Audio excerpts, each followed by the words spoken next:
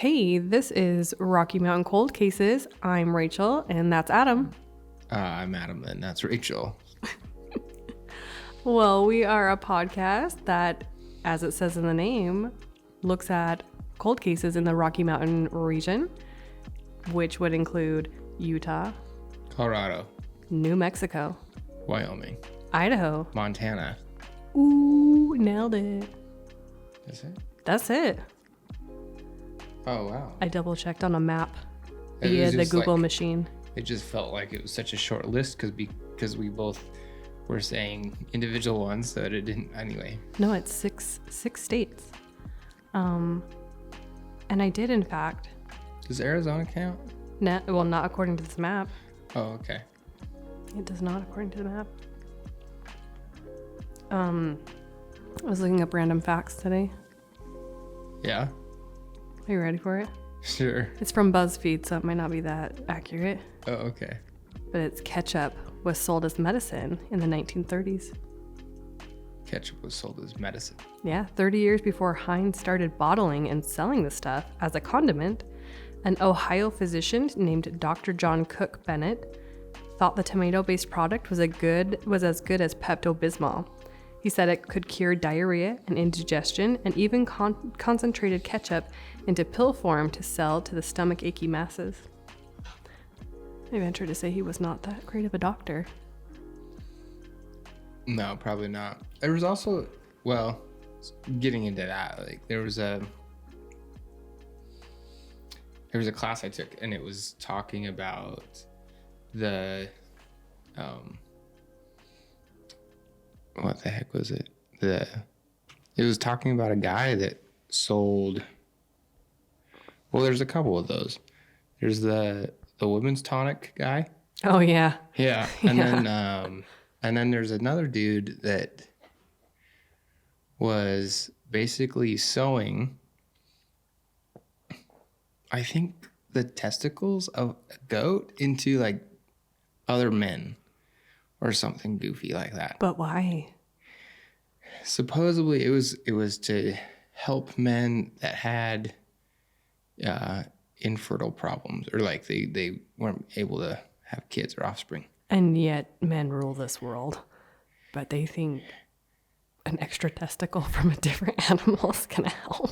Well, it was also, the doctor was male, so he was just he just Women wouldn't have done this. We know better.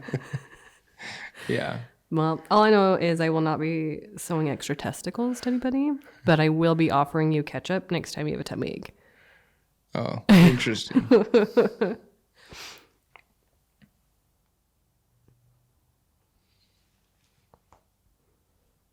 Well, now what? Do you want me to ask you some questions or no? Or can that be it? Be like, well, that had nothing to do with cold cases, but join us on our first episode. Well, what is the podcast actually about?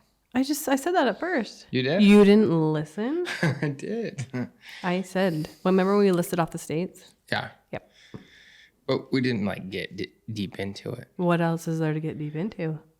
The cold cases. What about them? Well, or is that for other episodes? Like what cases we're going to do? Yeah. Oh, that's just you find out when you find out, because sometimes I don't even know what case we're going to do. Oh. Okay. What are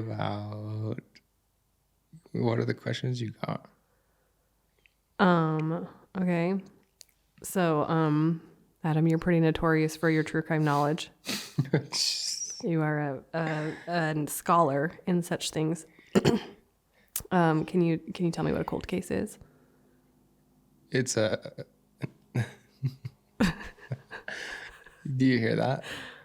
It's like a car driving by. Anyways, a cold case is a murder that has not been solved, and basically the trail has run cold. Gone cold, as they say. Gone cold. Cold cases. You were there. Basically all the leads are leading nowhere for quite some time. And so the trail has gone cold, and they consider it a cold case after they've exhausted all the leads and still found no answers.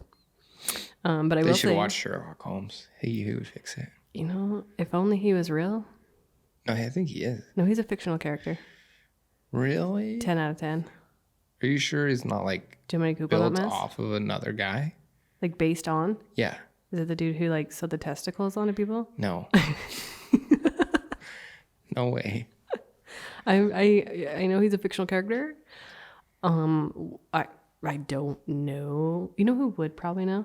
Maria. Yeah. She would know if it's based off of a real person. Yeah. So maybe we'll phone a friend later. Well, we could get her on the podcast. Yeah. Yeah. Yeah. Yeah. Do you know what a polygraph test is? It's a lie detector test. How did you know? That's what they do. Yeah, it is a lie detector test.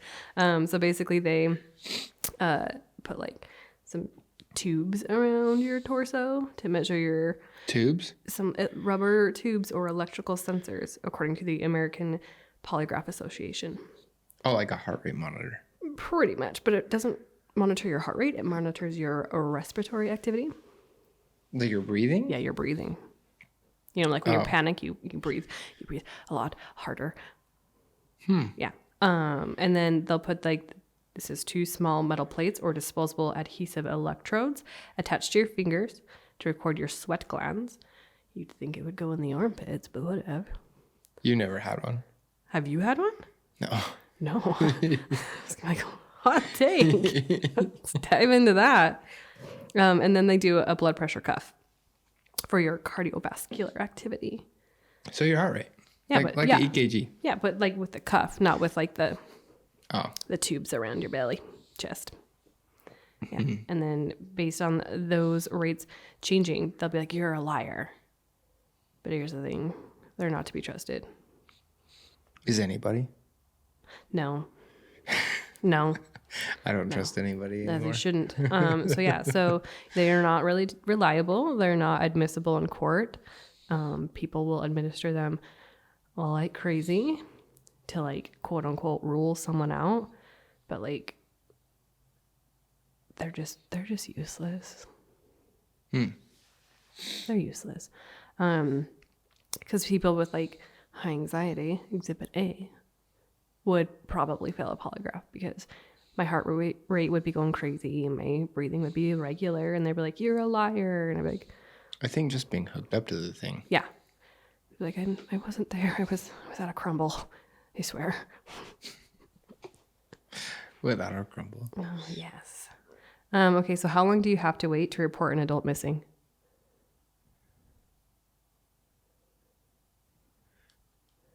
$3 days. Incorrect. I don't know. Would you like a second guess? To phone a friend? You can phone me.